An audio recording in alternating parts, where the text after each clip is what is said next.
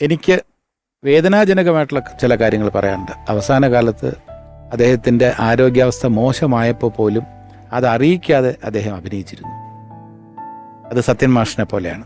സത്യൻ മാഷിന് blood cancer ഉണ്ടായിരുന്നിട്ടും പറഞ്ഞില്ല അറിയിക്കാതെ അദ്ദേഹം അഭിനയിക്കായിരുന്നു എന്ന് പറഞ്ഞാൽ വേണിച്ചേട്ടന് ആരോഗ്യപരമായിട്ടുള്ള പ്രശ്നങ്ങളുള്ളപ്പോഴും അത് അറിയിക്കാതെ, അതാണ് ഒരു ഡെഡിക്കേഷൻ എന്ന് പറയുന്നത്.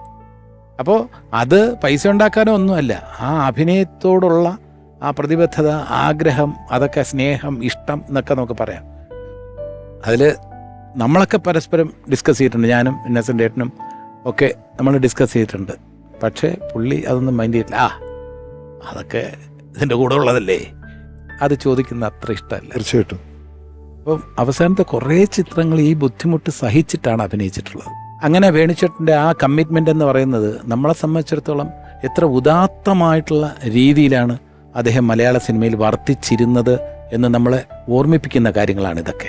അതെ, ഇല്ലേ? ഈ ആരോഗ്യമൊക്കെ മറന്ന് സ്വന്തം കഷ്ടപ്പാടുകൾ, സ്വന്തം ബുദ്ധിമുട്ടുകൾ, സ്വന്തം വേദനകളെല്ലാം മറച്ചു വെച്ച് ബാക്കിയുള്ളവരെല്ലാം സന്തോഷിപ്പിക്കാമെന്ന് എല്ലാ കാലത്തും അദ്ദേഹം ശ്രദ്ധിച്ചു. ജയകൃഷ്ണൻ, മറ്റൊരു കാര്യം കൂടെ ഉള്ളതേ, ഒരു കലാകാരൻ ഓരോ വർഷം കഴിയുന്തോറും റിഫൈൻഡ് ആവുന്നു, അയാൾക്ക് ലഭിക്കുന്ന അംഗീകാരങ്ങൾ കൂടി വരുന്നു, അവിഭാജ്യ ഘടകമായി മാറുന്നു. ഇപ്പം ഞാൻ ജനിക്കുമ്പം, എൻ്റെ കാര്യം പറഞ്ഞു, ഞാൻ ജനിക്കുമ്പോൾ വേണിച്ചേട്ടൻ സിനിമയിലുള്ള ആളാണ്.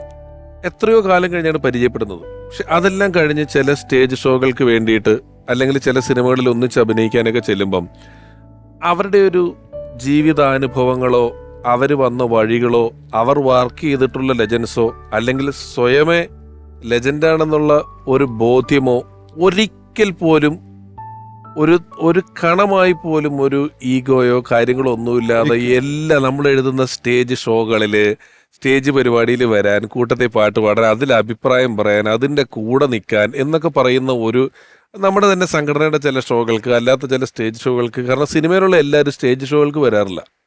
ഒരു അവാർഡ് മേടിക്കും പോകുന്നുള്ളതുള്ളൂ. വേണിച്ചേട്ടൻ അങ്ങനെ ഒന്നുമില്ല, സ്റ്റേജിൽ ചെയ്യാൻ വലിയ താല്പര്യമുള്ള ആളാണ്. അരങ്ങിൽ നിന്ന് വന്ന ആളല്ലേ? അരങ്ങ് ഒരു വലിയ ഇഷ്ടമുള്ള ആളാണ്. അതാണ് ഇപ്പം ഗൾഫിൽ പോയെന്ന് പറഞ്ഞിടത്തുനിന്നാണ്, നന്ദിച്ചേട്ടൻ പോയെന്ന് പറഞ്ഞിടത്തുനിന്നാണ് ഞാൻ ആലോചിച്ചത്. അത്രയും അരങ്ങിനോട് താല്പര്യമുള്ള ഒരാളും കൂടിയായിരുന്നു വേണിച്ചേട്ടൻ. അദ്ദേഹത്തിന്റെ പൂരം പടം നടക്കുന്ന ലൊക്കേഷൻ എന്നാണ് വന്നത്. പൂരം ഡയറക്റ്റ് ചെയ്തിട്ടുണ്ട്. അത് അവിടെയാണ് ഈ ട്രിപ്പിന് വന്നത്. അപ്പം സംവിധായകനായിട്ടുണ്ട്, കഥാകൃത്ത് ആയിട്ടുണ്ട്. കാറ്റത്തെ കിളിക്കൂട് എന്ന് പറയുന്ന സിനിമയുടെ കഥ അദ്ദേഹത്തിൻ്റെതാണ്. മാധ്യമ അങ്ങനെ കുറെ സിനിമകളുണ്ട്. സമസ്ത മേഖലകളിലും അദ്ദേഹമുണ്ട്.